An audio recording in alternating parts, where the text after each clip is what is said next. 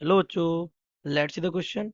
In non-resonant circuit, what will be the nature of circuit for frequencies higher than the resonant frequency?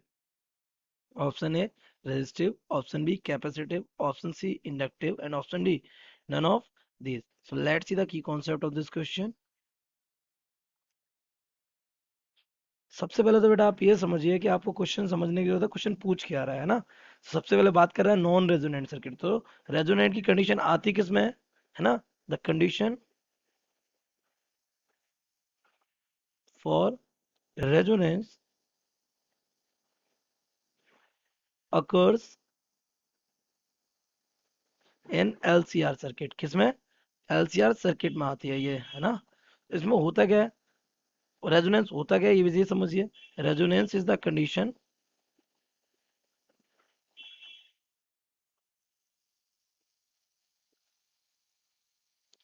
at which impedance becomes minimum। impedance क्या हो जाता है?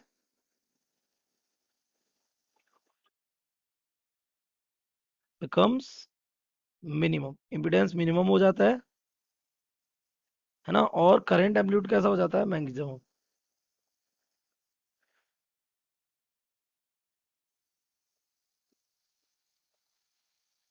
becomes maximum. तो ये है आपका क्या, रेजोनेंस। पर बात वो क्या कर रहा है, नॉन रेजोनेंट सर्किट की। इस केस में होता क्या है, इस केस में होता है XL is equal to X ही हो जाता है। तो आपका इम्पीडेंस मिनिमम कैसे हो जाता है?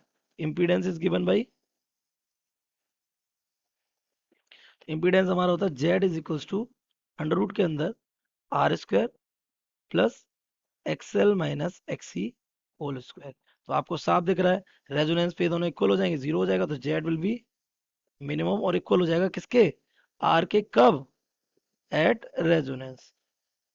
तो वो रेजिस्टिव रहेगा, क्योंकि केवल और केवल आर यहाँ पे इफेक्टिव होगा, तो रेजिस्टिव तो नहीं हो सकता, क्योंकि बात किस चल रही है, नॉन रेजोनेंट की।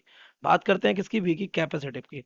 तो और इंडक्टिव की। तो बाकी मैं अगर आपको बताऊं, तो जेड का क्या सीन होता है, जेड हमारा होता है अंडर रूट के अंदर पूरा देख लीजिए आर स्क्वायर और प्लस ये एक्सएल हमारा हो जाता है ओमेगा एल माइनस ये हो जाएगा one upon omega C whole square, है ना। अब वो पूछ रहा है कि अगर फ्रिक्वेंसी हमारी रेजोनेंट फ्रिक्वेंसी से कैसी हो जाए, ज्यादा हो जाए, रेजोनेंट फ्रिक्वेंसी से कैसी हो जाए, ज्यादा। तो देखिए आपको क्या बोल रहा है कि जो ओमेगा है it will be greater than omega are.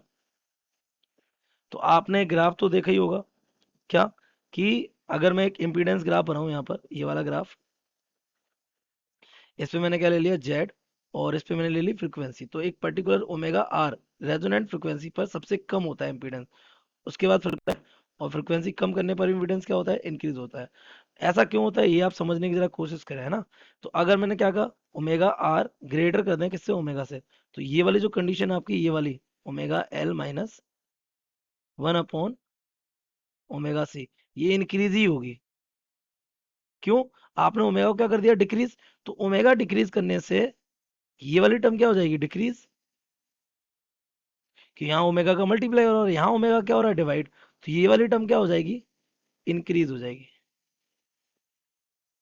और इन दोनों का जो डिफरेंस होगा बेटा, क्या होगा, जो difference, that will increase simply, है ना। डिफरेंस क्या हो जाएगा, इंक्रीज हो जाएगा इसका।